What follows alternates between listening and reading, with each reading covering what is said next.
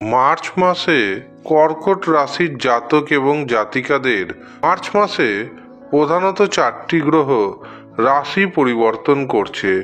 7ই March শুক্র গ্রহ কুম্ভ রাশিতে প্রবেশ করছে।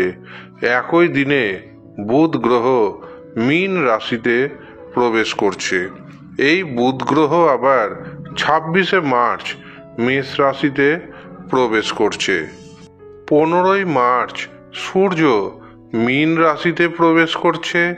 16ই মার্চ মঙ্গল গ্রহ কুম্ভ রাশিতে প্রবেশ করবে।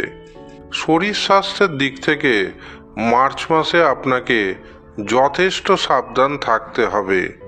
পেটের সমস্যা, চোখের সমস্যা, মস্তিষ্কে যন্ত্রণা, ব্যাক পেন, যাদের ডায়াবেটিস রয়েছে তারা কিন্তু খুব সাবধান। পঞ্চমপতি মঙ্গল সপ্তমভাবে অবস্থান করবে 16ই মার্চ পর্যন্ত, এরপর যাবে অষ্টমভাবে। কাজেই পুরো মাস বিদ্যার্থীদের জন্য খুব একটা শুভ নয়। বিশেষত 16ই মার্চের পরবর্তী সময় খুব একটা শুভ দেখতে পাচ্ছি না। যারা শুধুমাত্র গবেষণা করছেন, যারা শুধুমাত্র সায়েন্টিস্ট রয়েছেন তাদের জন্য কিছুটা শুভ। কাজেই সাধারণ শিক্ষার্থীদের প্রচুর পরিশ্রম করার প্রয়োজন রয়েছে। পঞ্চম ভাব নির্দেশ করে প্রেমকে। পঞ্চমপতি যেহেতু সপ্তমভাবে এবং অষ্টমভাবে থাকবে, 16ই মার্চের পরবর্তী সময়ে তৃতীয় পক্ষের কারণে প্রেম নষ্ট হতে পারে। নিজেদের উপর বিশ্বাস রাখুন, ছোট ছোট কথাকে বড় ইস্যু করবেন না। এই পঞ্চম ভাব আবার নির্দেশ করে সন্তানকে।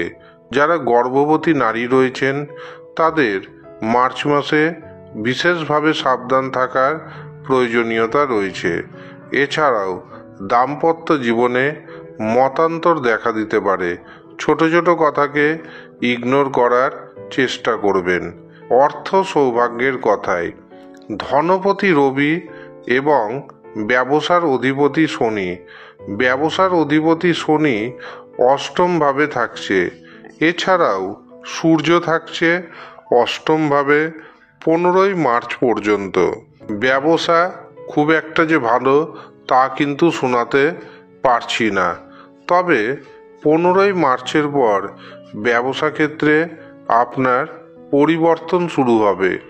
অর্থনৈতিক উপার্জন ধীরে ধীরে বৃদ্ধি পাবে। এছাড়াও কর্মক্ষেত্রে যেহেতু দেবগুরু বৃহস্পতি থাকছে, কর্মের জায়গাটা কিন্তু সুবিস্তার ঘটতে চলেছে। প্রচুর পরিশ্রম যদি করতে পারেন তবে নিশ্চিন্তে থাকুন, আপনার অর্থনৈতিক উপার্জন কেউ আটকাতে পারবে না। এছাড়াও 7ই মার্চের পরবর্তী সময়ে বুধ কিন্তু প্রবেশ করবে ভাগ্যভাবে। ভাগ্যের সাপোর্ট পেয়ে যাবেন। হঠাৎ করে আপনার হাতে এসে যেতে পারে বড় পরিমাণ অর্থ। শেয়ার বাজার থেকে, ফাটকা থেকে, লটারির মাধ্যমে এই অর্থ আসার পূর্ণ সম্ভাবনা দেখতে পাচ্ছি। জমি জায়গাগত বিবাদ বৃদ্ধি পেতে পারে এই মাসে। ভাইয়ের সাথে ভাইয়ের, ভাইয়ের সাথে বোনের শত্রুতা বৃদ্ধি পেতে পারে। সাবধান থাকতে হবে। ব্যবসাতে বড় ধরনের যদি সিদ্ধান্ত নিতে চান তবে প্রথম সপ্তাহটা শুধুমাত্র অ্যাভয়েড করার চেষ্টা করবেন। এই মাসে কামনা বাসনা বৃদ্ধি পাবে, সেগুলিকে নিয়ন্ত্রণে রাখুন।